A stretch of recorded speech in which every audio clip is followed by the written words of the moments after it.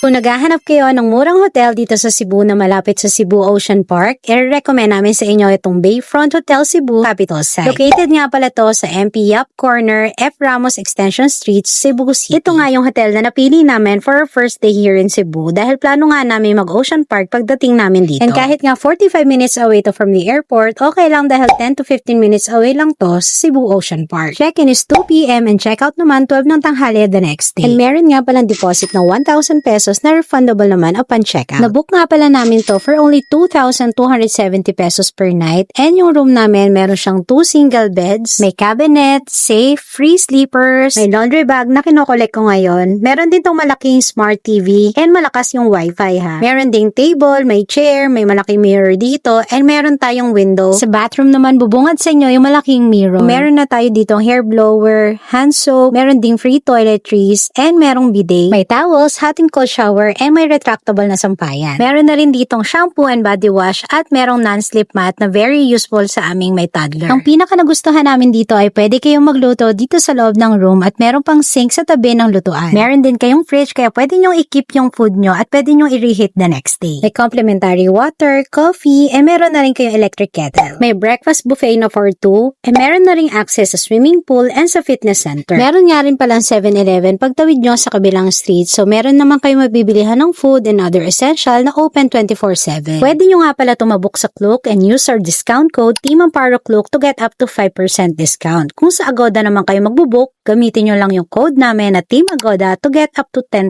discount. Yung link ilalagay na lang namin sa description and sa comment section. For more details or kung gusto nyo mapanood yung pinaka-experience namin dito, panoorin nyo lang yung aming vlog sa aming channel, Team Amparo's Diary.